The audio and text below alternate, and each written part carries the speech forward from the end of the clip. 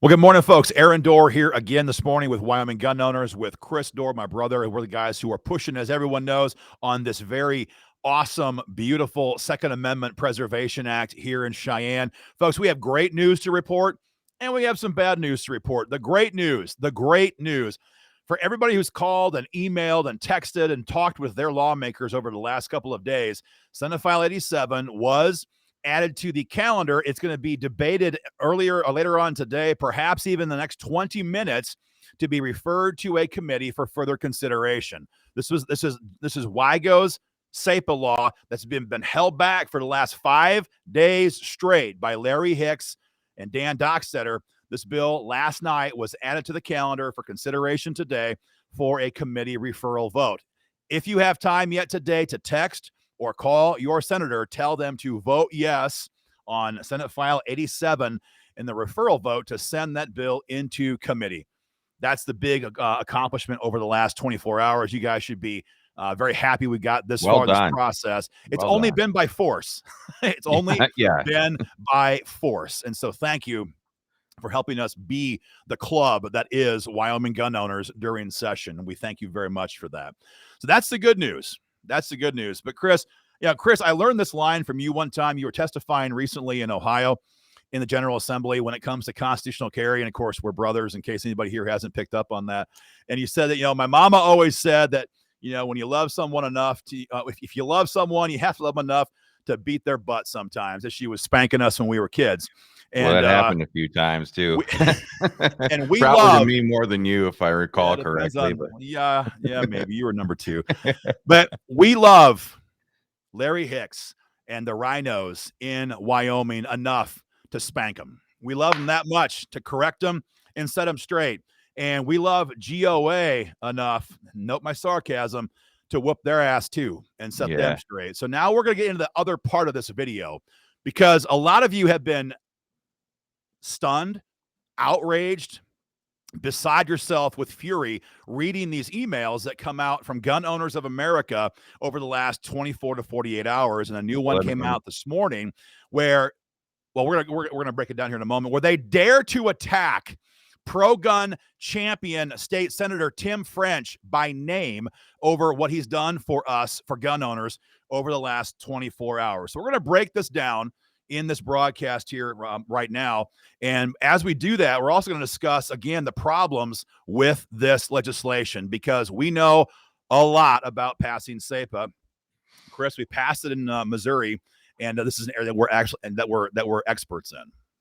Well, and unlike other issues like constitutional carry, the Second Amendment Preservation Act is far more nuanced. It has a lot of details that need to be worked out. Yeah. It's not just getting government out of the rights regulation business, which is an accurate way to sum up constitutional carry in a nutshell. There's a lot at work here. There's a lot of different moving parts. And the only way, honestly, somebody can really understand this is by having gone at the legislative level. Of course, everybody watching right now understands this issue because you've been watching these WYGO videos talking about it. But at the legislative issue, working this through the legislative process is not nearly as easy.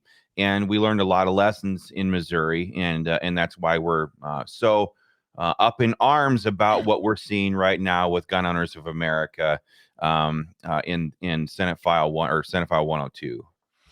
Yeah, the problem, and this is the last macro point before we dive into the details, the problem with passing bad versions of legislation, whether it's SAPA or something else, is it is precedent setting. And there's only one state in the country right now that has the gold standard for SAPA legislation. And you don't have to take my word for it. You can Google it, because there's only one state in America right now where the Department of Justice and Merrick Garland are going after SAPA with everything they've got. As a new federal lawsuit was filed 2 days ago in Missouri trying to invalidate the bill that the American Firearms Association, our parent entity, passed into law last year. And so when someone like Gun Owners of America jumps into a state that they do not have any working knowledge of, and they work with legislators who are clearly trying to buy political cover for their own upcoming re-elections and that of their friends, the risk is, by passing trash SAPA legislation, not only will it not protect gun owners like you and I, it serves as a template that can be used by other moderates in different states. That's number one. And number two is it's very likely this bill wouldn't even survive a court Right. challenge. And if it Right. is struck down, then weak-kneed Republicans in state capitals all across America are going to say, oh, yeah, I heard about SAPA, but the court struck that down in Wyoming, so we're not going to bother here in Des Moines or Columbus or Atlanta or fill in the blank in other Republican states.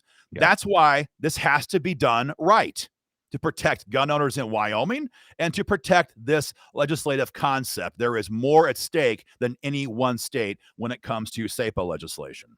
Yeah, and as a reinforcement of that, all we have to do is look at what happened in Florida in 2006. They became the first state to pass stand your ground law. That kind of triggered a whole bunch of other states to pass stand your ground In a law. good But way. what they Triggered them in a good way. Yeah, in a good way. Yeah, we use that term usually in regards to the left, but Yeah. then since it was the first state to pass it, what happened was there was a few things that needed to get ironed out. That they found out about later on during litigation, and they had to come back and clean things up. And that's why we were able to pass a much better version of Stand Your Ground in Wyoming in 2017. 18. 18, I mean. And so everything you said there, Aaron, is totally true. It's backed up by a lot of precedent at the state legislative level. That's why we have to be very careful about the next steps forward. And Aaron, what you said about how other state legislatures pay attention to what happens in other state legislatures is 100% accurate. I had a meeting with some legislators in Ohio not too long ago, a few weeks ago, about House Bill 62 in Ohio, and they said, we have concerns that this has constitutional problems. And I said, well, just let's watch what happens in Missouri, and we will prove to you how wonderful this legislation is. If, however, those same Ohio legislators or our friends in Pennsylvania, our friends in Georgia who are trying to pass this right now, see Wyoming get their SAPA law thrown out in court because of what Gun Owners of America is doing right now, it will set gun owners back across the country wholesale, because it gives RINO Republicans the excuse that they're looking for to not act on behalf of gun owners. And we know that to be a metaphysical certainty that Republican RINOs are always trying to find a way to get out of doing what's right for gun owners. And no one knows that better than the members of Wyoming gun owners. Exactly. Because as we all know, there are no Democrats in Cheyenne. There's more spotted owls in Cheyenne than there are Democrats. So the only reason why and aren't they an endangered species? Exactly. That's why I use that metaphor. And so the only reason why gun bills die here in Cheyenne is because Republicans kill them. That's how this game is played. So we're going to talk about the problems with this bill. We're going to be brief on this today. We discussed this in a great detail over the last couple of days.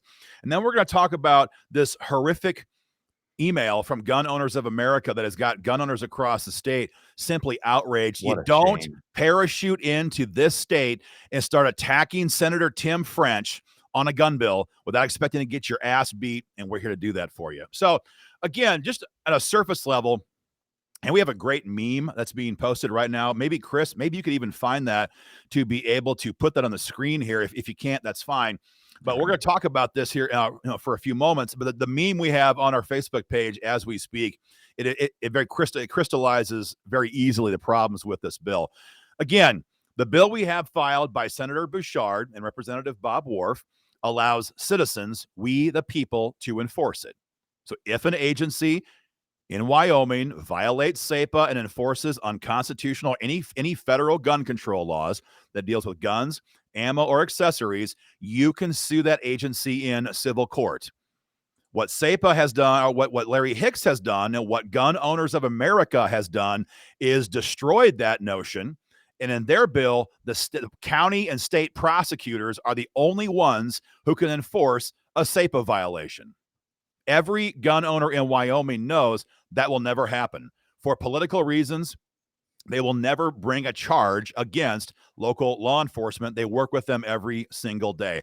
That difference by itself, that nuance by itself, destroys SAPA. If there's no citizen enforcement, SAPA, as everyone knows it in America, is dead. That's the first problem. If that was the only problem, we'd be disgusted with GOA and Larry Hicks. But that is the main problem, number one. Number two, it removes the civil penalties. There's a small one in the criminal side, but the idea behind SAPA is that when you bring them to court, civil court, it's a $50,000 civil penalty. And that, in our experience in Missouri, is a great number. It gets the attention of every police chief, every sheriff, and let's be honest, more importantly, every insurance underwriter who is providing the insurance to these police departments. By taking away the civil penalties, which is what Larry Hicks and Gun Owners of America did, we have destroyed, again, the teeth behind this bill.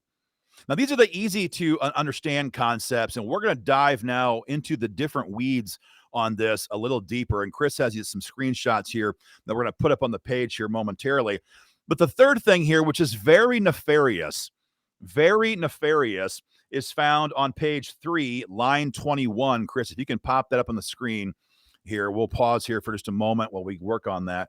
And this deals with the penalties and where they apply. Page 3, line 21, and then if we can, okay, he's going to scroll down here. This is page 1, page 2. All right, page 3, line 21. And it says right here that any violation of this section on line 21 is subject to penalties in Wyoming Code 6-8-405B. Right there on line 21, 6-8-405B.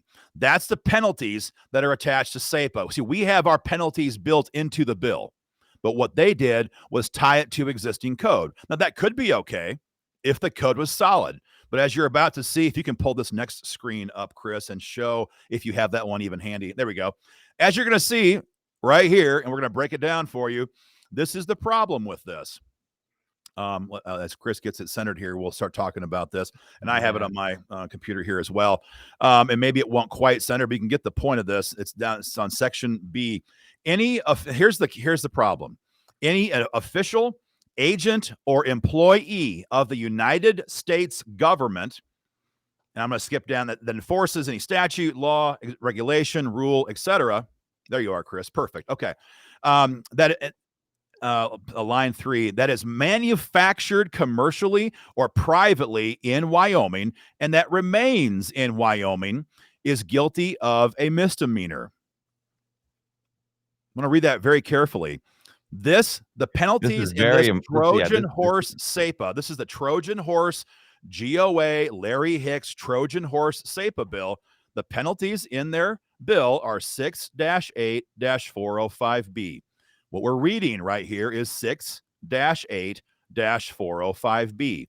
And it says that it only applies to any firearm accessory, or ammunition that is manufactured commercially or privately in Wyoming and that remains within the borders of Wyoming. So, folks, if you own any item that pretty much wasn't made by Magpul, you're screwed. If you own some would argue if it only if it was made by Magpul after they moved out of Colorado. Yeah, but if you own a Glock, if you own a Daniel Defense, and what's it? Oh yeah, sorry, whoops. If you own a Glock or a LWRCI International or a Daniel Defense, Colt, Springfield Armory, I mean, all of them. Palmetto State Armory. I mean, yeah, millions of gun owners. And certainly hundreds of thousands of firearms have been made in Wyoming with these different parts, or they've been purchased as whole firearms. This does not apply to them. It only protects you if the gun you have was manufactured and never left the state of Wyoming. If you went to go hunting in Florida, in Colorado nearby, if you went hunting anywhere outside of the state of Wyoming with a firearm, that gun no longer is under the protection of this bill. This is absurd. If you bought any box of ammunition that was shipped into Wyoming, and I'm not aware of a whole lot of ammo manufacturers here in the state. If you bought any ammo that was shipped into Wyoming and you bought it on a store shelf or at a gun show or at a gun shop, it is not protected by this statute.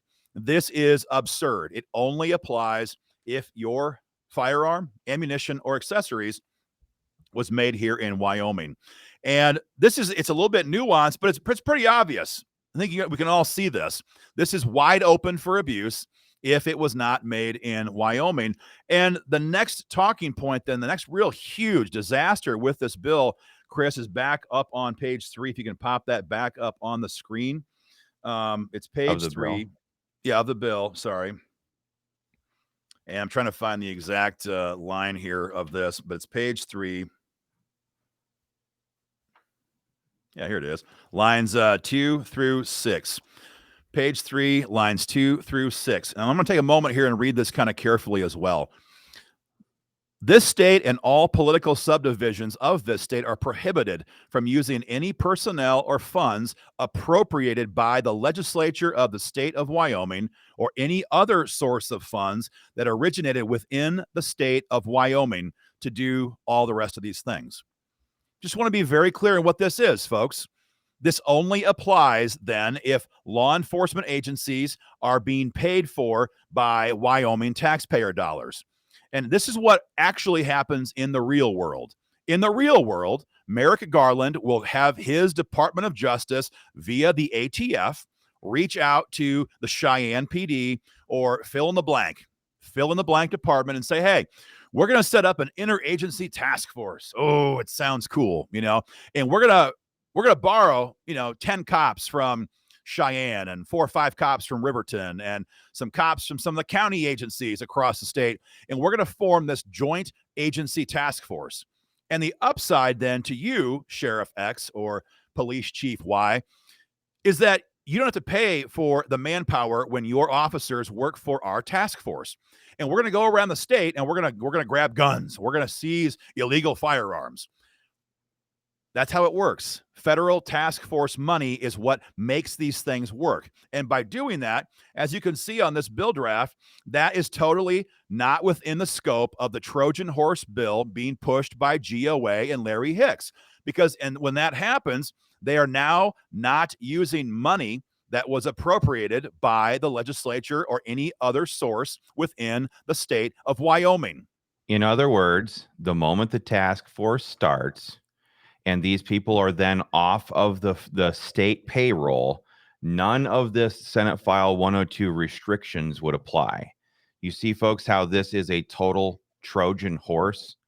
That's the point that Aaron is making here with these task forces. And make no mistake about it, these federal entities that run these task forces know very good and well that they have to try to bribe state and local resources into enforcing this stuff. That's their whole goal in the process. So for them to say, now that you've got this state law, we can't do it, it won't change anything. They will continue to do exactly what they do. They'll just say, well, instead of this being a joint payment situation, we'll just cover everything. Yep. We'll pay them top down all the way across the board. They can use our uniforms, our gear, our personnel, our infrastructure, our vehicles, whatever, and none of this applies. It's a Trojan horse. And I just want to be very clear on this. Nothing about this is on accident. Tara Nethercott, she's a lawyer. She's not I'm not sure she's a very good lawyer, but when it comes to this stuff, she's not a complete idiot. She knows exactly what this bill is doing. It is designed for one purpose and one purpose only, not to protect gun owners and not to protect the integrity of the idea of SAPA legislation. It's designed to protect politicians at election time because it is an election year and everybody in the state of Wyoming knows what ferocious horrors await anti-gun moderates at primary election time because WYGO members have done it again and again and again. That is why this is being done. It is not an accident. And there's the other obvious one that everybody knows is the case, and I'm just going to say it, even though it's probably at the forefront of everybody's mind. But the entities that get paid from these federal task forces also belong to associations. And those associations write great, big, fat paychecks. So the PAC checks, I should say, to these people's campaigns at election time. So here's how it goes. Federal task force comes in, put all these people on the dole. All those people pay their dues to these associations. The associations then turn around and cut great big fat PAC checks to the politicians. Follow the money. It's right there for everybody to see. There's one last area we're going to really harp on this video on the policy side before we shift to the politics of betrayal. Chris, go back to the bill, if you don't mind, on page 3 one last time. And, within the scope of court challenges on legislation, the idea of the vagueness doctrine or a vagueness challenge is well known in the idea of jurisprudence circles. And when you take a law and you draft and pass a law that is so vague as to be hard to understand, it will never survive a court challenge. And that's why in Senate File 87, WYGO's bill with Senator Bouchard and Representative Bob Wharf, we spell out over the course of pages what specifically Wyoming cops cannot do, may not do when it comes to enforcing any aspect of federal gun control. What you see on page 3, however, on line 6, it says that they may not enforce, administer, or cooperate with any act, law, treaty, et cetera, may not enforce, administer, or cooperate that infringes on or impedes the free exercise of individual rights under the Second Amendment. Now, on the one hand, on the surface level, that might seem pretty comprehensive. They can't enforce it, administer it, or cooperate with it if it impedes our gun rights. And there is an element there that is easy to read. But this is what happens when you don't have any experience at doing this and then defending it in court. That is vague. That is wide open to a vagueness challenge. And whether it's the state of Wyoming, whether it's the Department of Justice, that will be challenged in court. That will be, if this becomes law, this will be challenged in court. And we are wide open for a vagueness challenge here, and to see a liberal judge invalidate SAPA and throw it on the curb. That is an obvious problem, an obvious red flag to anybody who knows better, knows the details of this bill. It's a disaster. I would say that a vagueness challenge is the best case scenario, but just look at this terminology here where it says that infringes on or impedes the free exercise. What that means right there is that it's open for judicial interpretation. And so if you get a liberal prick judge, the whole case gets thrown out, because at that point, the judge is the arbiter of what infringes or does not infringe on people's rights. And we've seen this not only here with SAPA now in Missouri, but we've seen this in the battle to pass Stand Your Ground law. These bills have to be constructed, like you said, Aaron, with those pages and pages of violations stipulated and spelled out, because you have to put in today's day and age of judges ruling from the bench. All you got to do is look at all these the redistricting battles that are underway in states all across America right now. These bills have to be constructed to put limitations and remove that ability to interpret the law, aka write the law as they go. That has to be stipulated out. Anything else, this garbage right here, is wide open for, quote, judicial interpretation. That means it's open for total violation of people's rights. This is, at best, juvenile ways of approaching writing legislation, and at worst, total Trojan horse that was introduced very deliberately to derail the real protections that we're trying to get passed here. So, folks, that's the policy objectives or the policy probs, and we spelled these out for you in detail so that you have the information you need to thoroughly know what's going on here and the depth of this betrayal. But at the end of the day, a lot of this is just very simply political arguments that you guys already know on the surface. When you see names like Larry Hicks and Tara Nethercott, where's the rest of our co-sponsors here? Larry Hicks, Tara Nethercott, Dan Dockstetter, Senator Kolb, Senator Kost. When you see these names on any bill, anybody who cares about freedom in Wyoming knows to run the opposite direction. These people are pond scum. Everybody knows that. It doesn't take a genius or a constitutional scholar to just look at the bill and say, well, this is obviously crap. Who do I not see on here? Well, I don't see, here's the other list. I don't see Bouchard. I don't see Beitman. I don't see French. I don't see James. I don't see McEwen. I don't see Salazar. I don't see Bob Wharf. I don't see Dan Larson. That's a great sign. I mean, that's it. That's all you have to know. We've got Senator James commenting right now on the feed here, and he says, Larry Hicks even stole the acronym. Now all the RINOs and the Democrats can say, yeah, I was a yes vote on SAPA. That's it. That's all you have to know. The politics of this are very obvious to anybody who has spent 5 seconds in the state capitol or who has spent 5 seconds watching politics here in Wyoming. This is intentional betrayal on the part of the moderates, the RINOs in Cheyenne, and again, Gun Owners of America, who is enabling them to do this. So with that, we're going to talk about this email. But what are you going to say, Chris? Well, I was just going to say there's some other disingenuous things that are going on here. For example, I was just looking at that penalties section, in here that they're referring to that's already an existing law. They're trying to say that the penalties are from this section, the last half of this paragraph here, are what apply to the brand new bill. But you jump ahead of the email, you jump ahead of the email, man. You're sorry. All right. I'll back up here. Why don't you go ahead? Yeah, we're gonna get there because there is deviousness afoot. There is nefarious intent afoot. And as somebody who has written a lot of pro-gun bills over the years in the Iowa legislature, for the Ohio legislature, for the Pennsylvania legislature, I can look at something like this and say, oh, somebody was very deliberately crafting this to make it look a certain way, but actually accomplish something else entirely. So yeah, you're absolutely right. This is nefariousness of the highest order. And we could give somebody a pass one time. We could give an organization who's parachuting into our state a pass one time. But they all damn well know what they're doing now, and they're attacking pro-gun lawmakers in today's email. So again, this is nefarious intent, and you guys need to hear about this. As a reminder, GOA's email on this topic yesterday or 2 days ago, they spoke the truth in this one paragraph.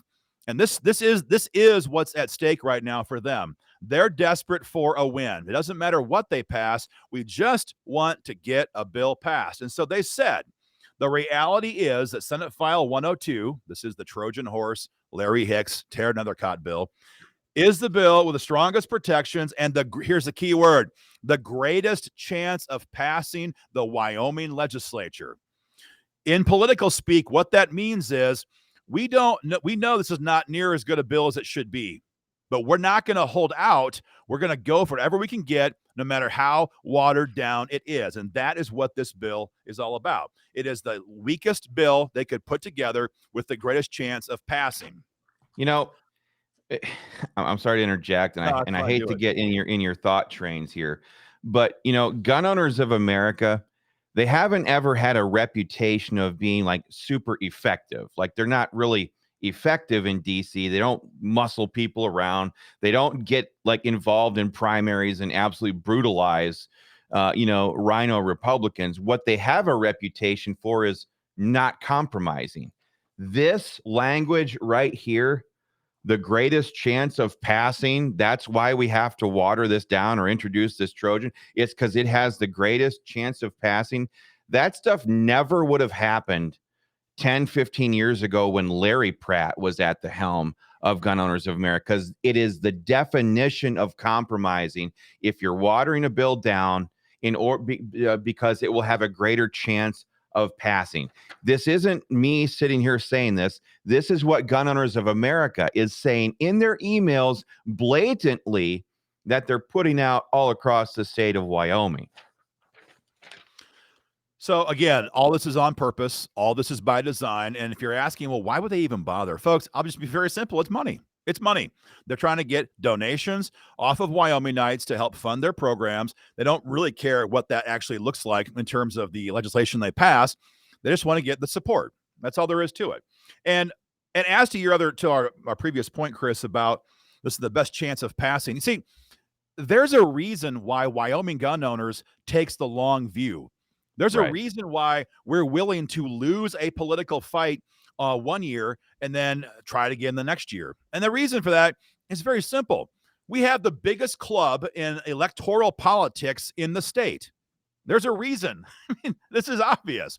There's a reason why last year, when Michael von Flateren had the support of every single PAC in the state, of multiple billionaires in the state, of U.S. Senator Enzi, of former Governor Gordon, of former Senator Simpson, every single entity in the state backed that man up, except Wyoming gun owners eviscerated his record on gun rights. And he didn't just lose, he became a laughingstock and an embarrassment with a 65-35 loss ratio in the primaries in August of 2020. And that's just one story. You guys know the game. Fred Emmerich, Dan Kirkbride, Bill Pownell, David Northrup. I already mentioned von Flateren. The list goes on and on and on.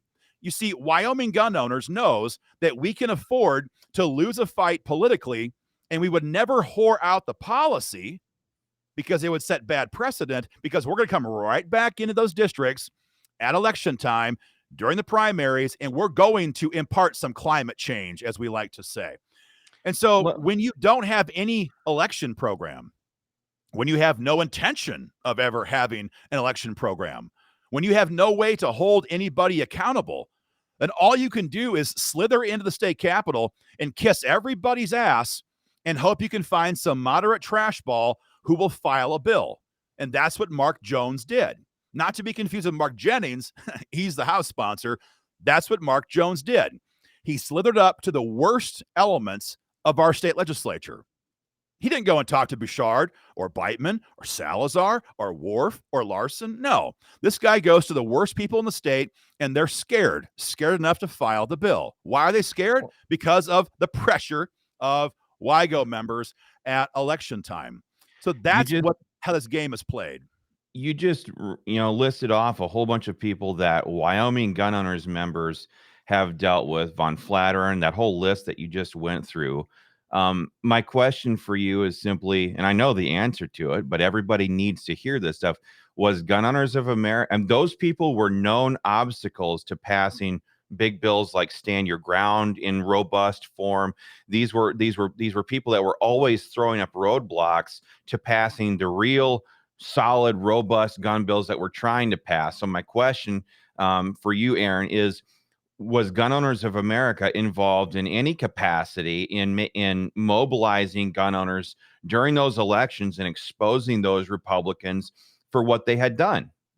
Never. They spent not a single moment in the state capitol in 2018. I remember at the time calling them saying, guys, we have a floor vote coming up tomorrow, or a floor vote coming up next week, or whatever the case may be. Can you deploy even just an email? We know you have no ground game. Can you at least just deploy an email? Hell, we'll write the email for you, and we will ask you guys to just simply redeploy it. Didn't do a thing. And then when it came time to actually go to the elections in any cycle, going back to 2010 with Wyoming gun owners, no, there's never been any action from them of any kind. And so it's the same old deal. We're going to parachute into a state during session to make it seem like we know what's going on. We're going to raise money off of this program. We don't really have to worry about the policy because, by God, we're not here anyway. And then at election time, we're not going to be involved because we simply don't care. Just simply don't care. That's what's going on here right now. That's what brings up today's email. All right, 1 second once here. Today's email is just, it's unconscionable because I can't fathom a scenario in which these guys are willing to attack one of WYGO's best advocates in the state Senate, but they did. Let's go through this email here, a couple of different paragraphs at a time. There's been lots of confusion about Senate File 102 and a similar bill. They won't even mention Senator Bouchard and give him the respect that he is due for having filed this fantastic piece of legislation that has not been received yet into the introductory vote necessary. Some opponents of Senate File 102 have claimed, I'm just going to stop. And Chris, you mentioned this a little bit ago before we went live. Normally, when a gun rights organization, well, you say it, Chris. When a gun rights organization says opponents of our bill say, in your mind, you're thinking every town for gun safety. In your mind, you're thinking some lefty politician. Maybe it's Chris Rothfuss, for example, in the Senate. You're thinking of some leftist think tank who's trying to shut down the Second Amendment. But these lying SOBs are talking about the incredible men and women of Wyoming gun owners. And they're talking about us and our objections to this. And it says, they claim it does not prohibit Wyoming officials from enforcing unconstitutional gun control laws, or that it only applies to guns made here in Wyoming. And they say, as you can read for yourself in the bill, it prohibits both the use of funds and personnel to enforce federal gun control. I don't know where they misunderstood the argument that we have made. We didn't talk about funds or personnel. We said you have destroyed citizen enforcement. It's gone. You have destroyed $50,000 civil penalties. They're gone. We said you have destroyed the language that prohibited them from being commandeered by or hoard out to a federal task force. That's gone. Those are objective facts. So I don't know what they mean by this, but this is clearly this is designed to confuse gun owners right now who are receiving these emails. Yeah, again, I want, just in case we're kind of blowing over this a little too quickly for people to really understand what they're doing. This turn of phrase here, and I find the way this email was written so deliberately misleading, that they're leading people to conclusions to try to support their betrayal here. But when it says some opponents of Senate File 102 have claimed, what you just said there, Aaron, is cannot be understated. They are counting, and this must be a professional copywriter. I guarantee it. This was not written by Mark Jones. This is Mark Jones, buffoon. But they are intentionally trying to set somebody's mindset before they deliver the very misleading facts later on in that paragraph and in the following paragraph. They're trying to make you mentally or subconsciously assume that the only people who can be opposed to this are the red shirt radical lion commie mommy brigade known as Moms Demand Action by Bloomberg and company. And so they're deliberately trying to craft this in a certain way to make you receive what they're about to say next in a certain context. And I find, that kind of the deliberate misleading is so insulting to all of the gun owners of Wyoming who have put such hard work into Wyoming gun owners, into the results that Wyoming gun owners has been able to deliver, and to the heritage and reputation that this organization and its members have carefully worked to accomplish over the last decade and a half in the Wyoming legislature. So that, just reading that right there is so angering. And again, this wouldn't have come from Larry Pratt a decade ago. This is way new leadership that's coming up with this bullshit. Terrible stuff. We're going to skip down 2 more paragraphs. This will be our last big nuanced point for this video, but I need you guys to really dig in and understand what they're trying to say here, because again, this is nefarious stuff. We're back on the email. And it says, as Chris pulls it up here, I'm going to read this right now. Further, some groups, of course, are talking about Wyoming gun owners. Further, some groups may be confused because Senate File 102 references penalties found in the Wyoming Firearms Freedom Act of 2010. Those penalties currently do only apply to Wyoming firearms. However, upon passage of Senate File 102, they will apply to these same penalties to any future gun control effort. This is a huge win. Folks, this is a deliberate attempt to lie to gun owners. Let's paint the picture on this just for a moment. And Chris, you can pull that back up, that code section. But before you do, well, no, the code section 68405B. But before you do that, just as a reminder, let's just remember who passed 6-8-405B. Right. Let's remember who wrote this whole damn code section. It was Anthony Bouchard when he ran Wyoming gun owners. This is the same Anthony Bouchard, to be clear, who is in the Senate right now, who is the lead sponsor on Senate File 87. This is the guy.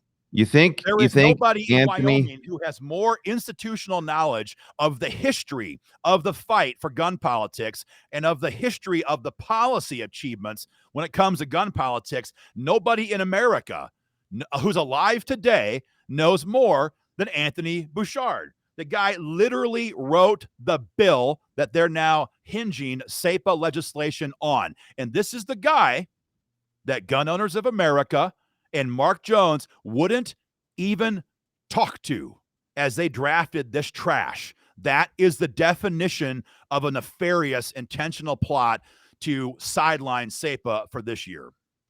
You know, and I know a lot of different legislators. I know that there are a lot of legislators out there who introduce bills for special interest groups all the time where they haven't even read the bills. One thing I know about Anthony Bouchard, and I knew him way before he was ever a senator, is this guy knows exactly what he's talking about because he loves it, he cares about it, and he takes the time to dig into it and understand the issues. So as the guy who got it passed in 2010, I guarantee you, and I can say this as a fact, he knew exactly what he passed then, and he knows exactly how it would relate to the legislation that he has introduced now. And that's why he didn't take the Senate File 102 approach, the compromised approach. It's why he's introducing this much more solid, rock solid Missouri approach, SAPA bill. That's actually well said, because Anthony drives me nuts sometimes. The guy is the most stubborn mule on getting legislation perfected. If you guys knew how many drafts of SAPA, I know he is. If you knew how many drafts of SAPA I have on the bookshelf behind me that we went through over the last couple of weeks and months with Senator Bouchard to get this language right, you'd see why sometimes I'm losing more and more hair on top of my head, because Anthony is a stubborn mule. But we love him for it, because this is about freedom, not some out-of-town organization's fundraising grift. And so this is exactly why we're digging in so hard. So one last time, Chris, pull up that email from them, and they say how it only applies it will apply to future federal gun control laws. This is a huge win. This is what they want you to believe. This is the claim. Now here's the facts. Chris, pull up the other one now with 6-8-405. What they want you to believe is this one paragraph in 6-8-405B. They want you to believe they can attach this to SAPA. They want you to believe that these penalties are going to be applied to SAPA. Now, I know we're getting a little bit into the details on this, but I want to make sure we bust this down very, very directly. And I'm going to pause here as Chris gets this thing pop up on the screen. There we go. They want you to believe that the portion Chris has highlighted will apply to SAPA, that there's going to be there's going to be a criminal penalty that leads to imprisonment for a year or less, and a civil fine of $2,000 or more. Here's the problem. That language is tied to the underlying paragraph. I'm not going to overstate this. My 10-year-old son could grasp this pretty quickly, and so do you guys. You can't separate this code section from the rest of the paragraph. You cannot separate the details of the civil fine and the criminal charge with the year in prison from the other lines above it that state that it only applies to firearms that were made here in Wyoming. If those last line and a half was a separate paragraph, if that was section, let's say C or D or E or whatever, if that was a separate section, then that would be an applicable code section. They could tie the penalties to there. We would still oppose it because no citizen enforcement, no civil penalties, task forces, and all the rest. And also, just look at that. They have the fine at $2,000. I mean, Bloomberg and Soros are more than happy to stroke great big checks, a couple $1 million here. You guys can now cover your fines for buku. Because it's only $2,000 a crack. Here, go for it. Go trample all over their rights. But what you were just saying there, Aaron, is absolutely true. The penalty section, if it was robust enough, it would have to be its own section. Anybody who's written legislation before knows this. But here again, we're at that point in this bill where it's left up to judicial discretion, i.e., a liberal judge can say, well, we're taking this whole section here, this whole paragraph, this whole B paragraph, and we are applying it as the penalty section. And so, because your firearm was not made in the state of Wyoming and you built it using a Palmetto State Armory lower, this does not apply to you. It's a total con job. There's no more clear way to phrase this. This is not deep stuff. I didn't go to law school. You don't need to go to law school to read the dang code section. You can't separate the code like this. And so again, folks, at the end of the day, there's no question here. This is a deliberate attempt to give cover to all these anti-gun RINOs. You've got State Senator James on here saying that verbatim. And that's what makes this email, it makes it insufferably arrogant as it goes on. GOA would like to thank Senators Cooper, Kolb, Cost, and Nethercott for co-sponsoring Senate File 102. Look, sometimes in this business, sometimes you have to acknowledge the fact that bad people do good things. Sometimes that's the whole point of our programs. You email them, you call them, you put pressure on them, and the goal is to have bad people do good things. That's why when Larry Hicks, passed or voted for Stand Your Ground law in 2018, we were okay with that. That was the goal. But this is a whole lot different than that. This is an intentional attempt to prop up the moderate RINOs who are pushing this bill because they want cover at election time.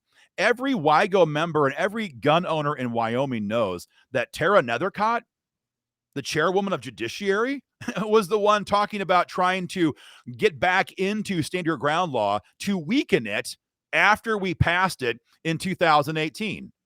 Everyone knows that R.J. Cost is one of the most anti-gun Republicans we've ever had in Wyoming. Everyone knows these people suck. To put this into like a federal equivalent, it's like we all wanted national reciprocity to pass, right? In 2017, 2018, and said, what do we get? Fix NICS. It's like them coming out and saying, we like to thank House Speaker Paul Ryan and Liz Cheney for doing this other bullshit over here instead of all the other hardcore Republicans like Jim Jordan and everybody who was pushing hardcore for national reciprocity. It's ridiculous. It's ridiculous. That's exactly what they're doing by praising Cooper and Cost, or however you say it, Nethercott. That's exactly what they're doing here, and that is shameful. Again, they've only ever had a reputation of being the no compromise people. They've never had a reputation of being brutally effective or going after RINO Republicans or anything like that. They've only ever had that reputation of being no compromise, the no compromise alternative to the NRA that never actually got anything done. But now they're totally going back on that now. They're playing the compromise game in order to try to score points with the political class rather than fighting for their members and the gun owners of the state who demand freaking better. Folks, you watch. When WYGO wins our federal lawsuit and our shackles are removed from our wrists and we are free to be bloodthirstily effective in the election season in 2022, as we always have been before, and I mean politically bloodthirsty, just to be very clear on that. You watch. When WYGO members are out there trying to come after all these anti-gun moderates, and as WYGO is informing gun owners on where these RINO traitors stand, they're going to trot out either endorsements straight up from Gun Owners of America, or they're going to trot out garbage like this. They'll make a meme. They'll have their little graphics person make a meme. That's about all GOA wants does. to thank Senator Nethercott for co-sponsoring SAPA. They will use these actions against our gun rights in the elections coming up. I absolutely guarantee you. So that's what's going to happen. But the last part of this is the worst thing you can possibly imagine. Everybody knows that Park County Senator Tim French is one of the best of the best of the best. I mean, the guy just looks like maybe you can find a picture, Chris. Probably not enough time to do it right now. But if you just look at Tim French, you can see this is a guy who is sincere, who is serious, and who is willing to do whatever is necessary to defend freedom. Just look at the guy. I swear, when they made Yellowstone, they casted Kevin Costner's character on a different version of Tim French. So everybody in Park County knows what I'm talking about. Everybody in the entire upper corner of Wyoming knows what I'm talking about. And everybody who follows gun politics knows what I'm talking about.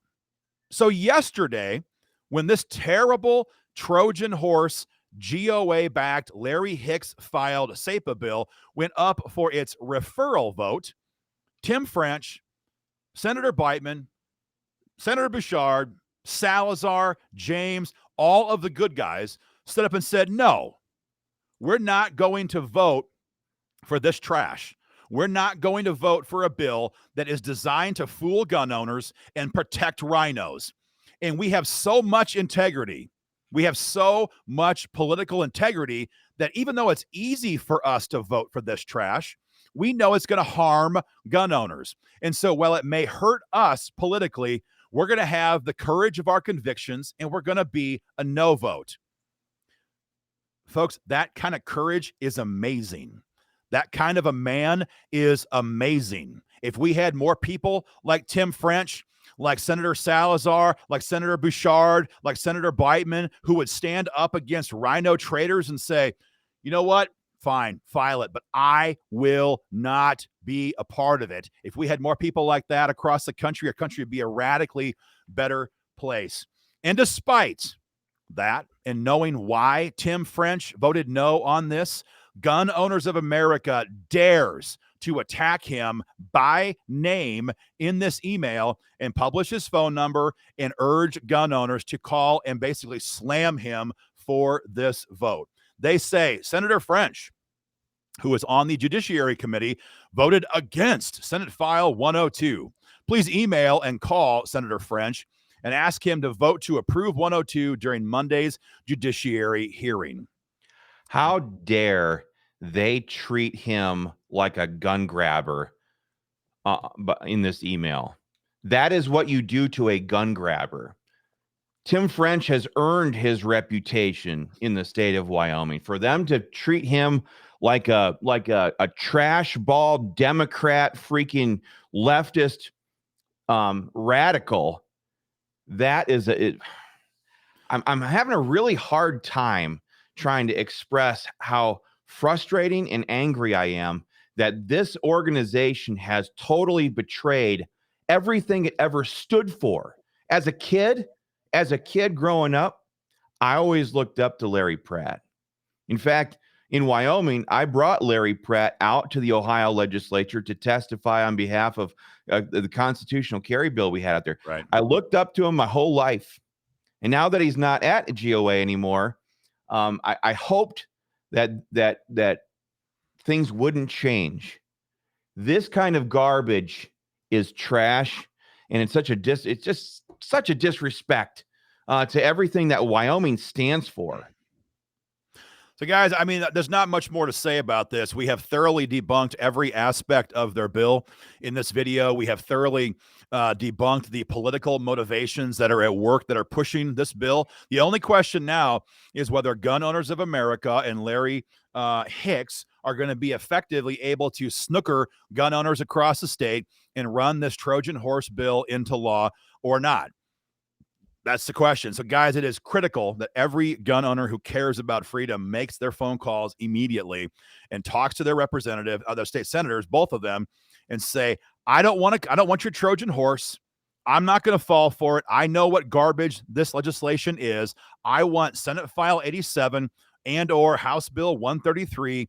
That is the only SAPA legislation that actually protects my gun rights, that stops Joe Biden, and that holds the line for freedom here in Wyoming. I will not accept, and I will not give you any credit politically for passing this watered down trash.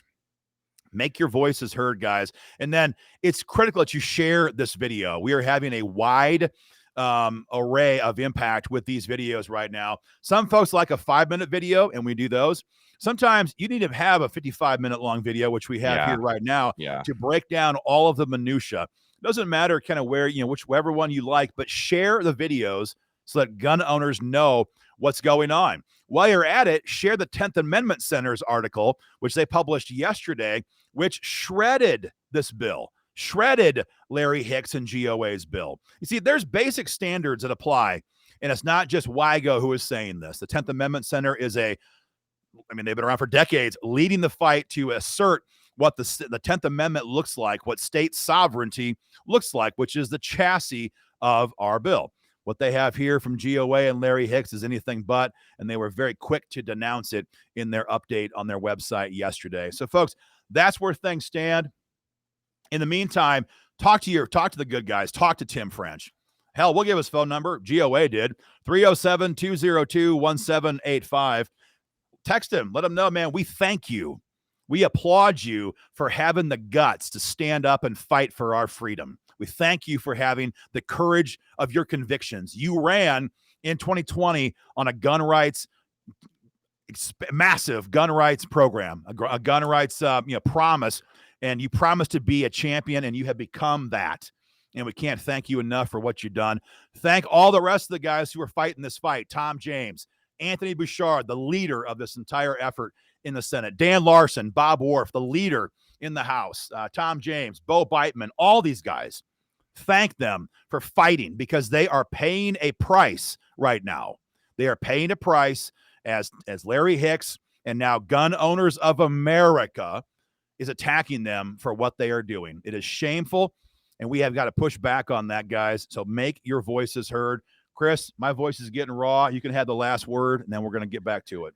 I think you've accurately summed it all up. We apologize for the length of this video, but these things matter. These details matter when it comes to positioning the state of Wyoming between the rights of the individual and federal tyranny, whether that's federal gun control laws or executive orders.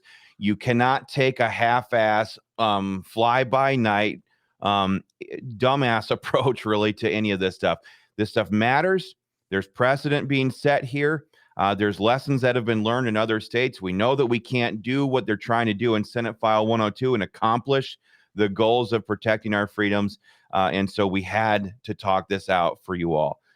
We'll be back with more updates on this. If there's any more developments on some of these efforts to try to derail Senate the robust version of this, we'll of course be back here. But again, like Aaron said, share this video all over the place.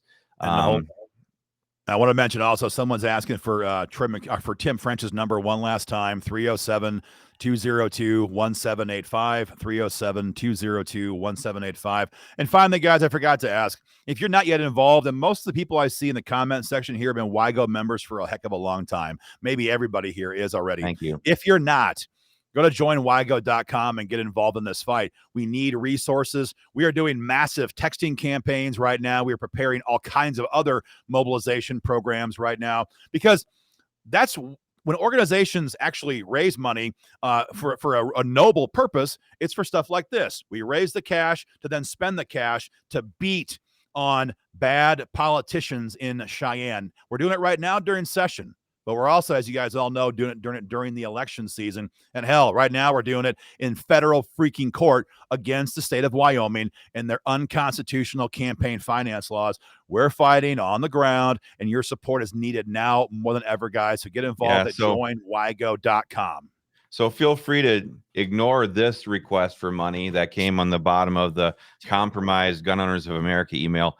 Joinwygo.com, sign up and become a member. We will never, ever betray you. We will never, ever compromise with the enemy. We will never, ever cut deals in order to secure a fake win.